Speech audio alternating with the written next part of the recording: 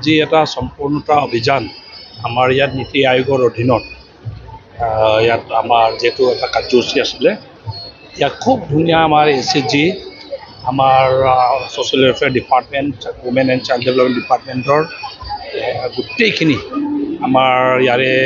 যিমান SHG আছে মহিলা আত্মসহায়ক গোট আছে ইমান সুন্দৰ সুন্দৰ আইটেম প্ৰদৰ্শন কৰিছে আৰু ইয়াত 6 দিন চলিব এই মেলাটো আৰু এইটোৱেই